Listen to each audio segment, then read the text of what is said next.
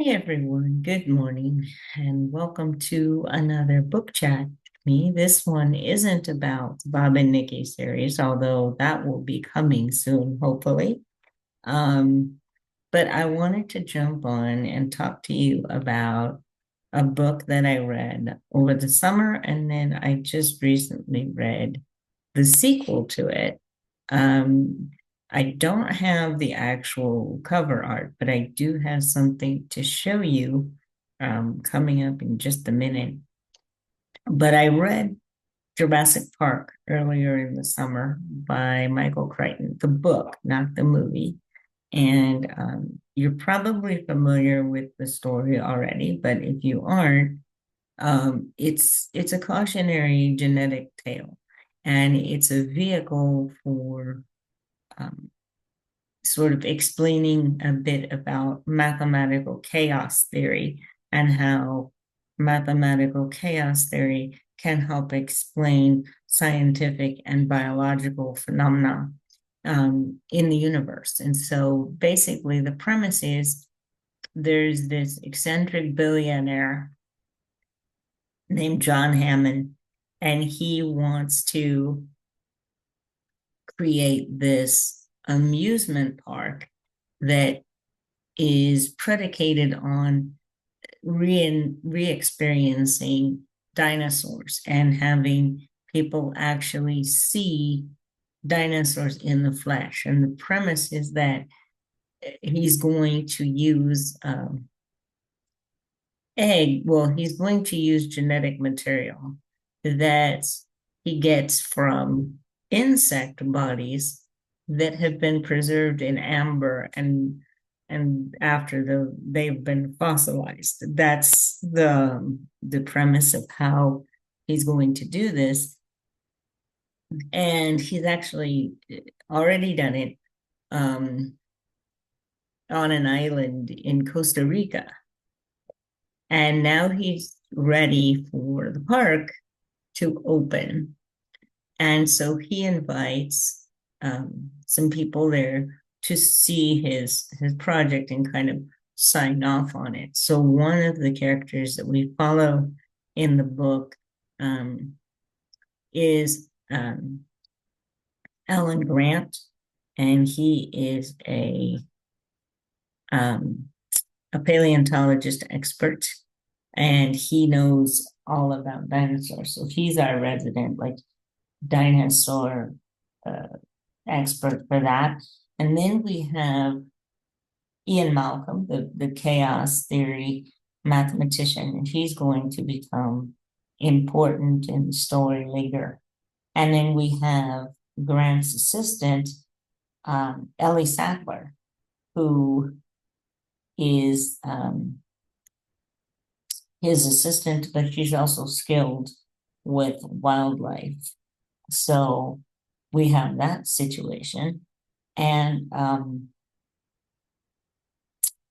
basically they go down to Costa Rica and they see the labs and they tour the spaces and they start to feel very uneasy. They tour it with the engineer and the programmer and the biogeneticist. And then we see them as they go through the park, and you start to see things that just aren't quite right, but you can't quite put your finger on the whole thing. And so we go through that, and then we meet the programmer who programs all the systems, all the lights, all the cages, all the restraints, the passageways, the pipes, all of those things, besides the amusement park aspects. Not all of the infrastructure is ready, but supposedly all the genetics is in place. And I won't spoil the book for you in case you haven't read it, but huge shenanigans ensue. And not always the fun kind, but this is a very propulsive read. It's very fast paced. It does it is a bit overwritten in parts, but I think the pacing makes up for it. We do get some long diatribes by Malcolm, the mathematician Ian Malcolm. Um, but it fits his personality, it fits his character. And the man is extremely smart. He's extremely geeky. He tries to be down to earth, but he just gets wrapped up in his discipline. So you get these info dumps from Ian Malcolm, occasionally from Grant, but not to the extent that Malcolm gives them. But it the book really does give you, in the midst of entertaining you with this story and having them running around the park and running from the dinosaurs and dealing with industrial espionage, because there's also a competing company and a rival to Hammond, and Hammond's very insistent and very sort of rigid personality that insists on doing this at all costs, which is another um, cautionary part of this. Like, how far do you go? And just because you can, should you do this? But that there's a lot to think about in here. And then I read that earlier in the summer, and I just finished recently the sequel to it. But what I wanted to show you was, I'm going to leave a link in the description to both of these. There you can read Jurassic Park as well as the sequel online for free, and I'll leave that link. But I wanted to show you this. This is a website that is devoted to all of the vintage covers of Jurassic Park around the world. So there's some very interesting covers on here. Some of them are not all that original, but and they come in other languages, which I think is very cool. Here's an old Jurassic Park cover in English, and you can see the helicopters and the apatosaur and your T-Rex that comes in. And then there's a Turkish version that came out in 1993. I'll just continue to scroll through some of these as I tell you a little bit about the second book, which is Jurassic World. For some people, they see them as one book, because in some editions it's a single book. But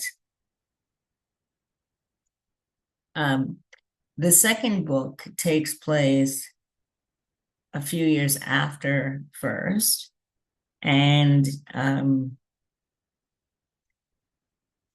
we have a different set of characters. There's a connection to, obviously there's some overlap, but you have a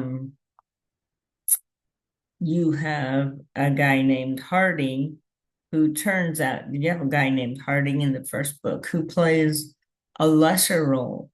But interestingly enough, in the second book, and I just picked up on this, there's going to be a character in the second book named Sarah Harding. And it's very prominent, it's very possible that the Harding that's in the first book is her father.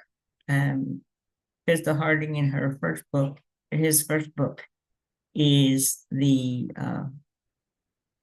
veterinarian, and Sarah Harding in the second book mentions that her father is a veterinarian. So that's an interesting tie in there. But it does take us back to Costa Rica. It takes us back to the sort of amusement park process, and it brings back, we're talking more about chaos theory. There's a very interesting, for those of you who are not creationists or who are evolutionists. There's a very interesting discussion in the middle of the second book about evolution and some of the problems with evolution to describe um, how life arose.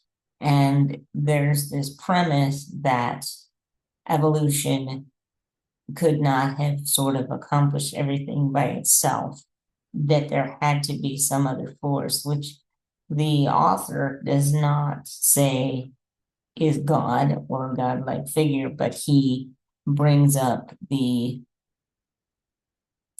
um, the idea that there are other forces and that there's mathematical uncertainty and self-directed behavior at work. So it's an interesting sort of philosophical discussion. And I found that in both of these books, even though sort of these long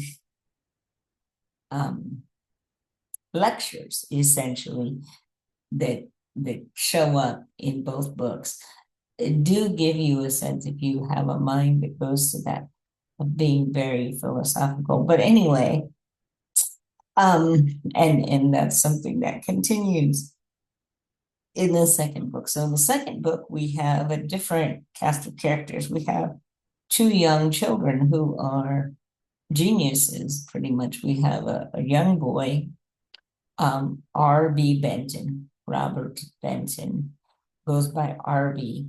And we have Kelly Curtis. Kelly's 13, RB is 11, and they're very, very smart. They're two of my favorite characters in the book because they actually become the heroes of the second book. I mean, there's a lot of people saving people from, again, dinosaur issues running amok and going amok here. But in the second book, there's a lot of sort of commentary on social aspects. Like there's a whole scene where Kelly is interacting with Sarah Harding, who is this African ethologist. She studies lions and hyenas in Africa. And we find out from her that she knows a lot about comparative anatomy, biology, math, a lot of science, and she's very outdoorsy and she's very strong, yet she's very feminine. And Kelly just worships her. And Kelly is being bullied in school for being smart and for being good at math in particular. So there's this very interesting interaction there. And there's a lot that you could sort of put in from that talking point.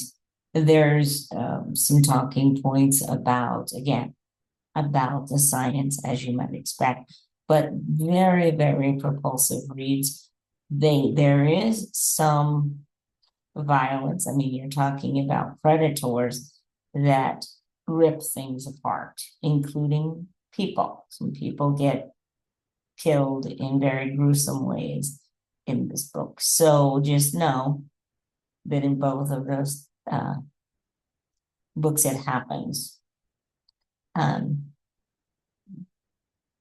But it's not genuinely protracted. It is violent, but it very propulsive reads, and I would recommend either one of them or both, especially if you haven't read the books. I have not watched the first Jurassic Park movie in about 30 years. So I probably better go and watch it, but I hope that you enjoyed this little excursion, and I will put the links in the description box below.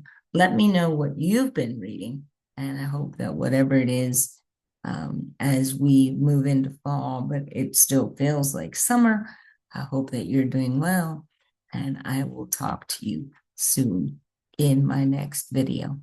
Bye for now.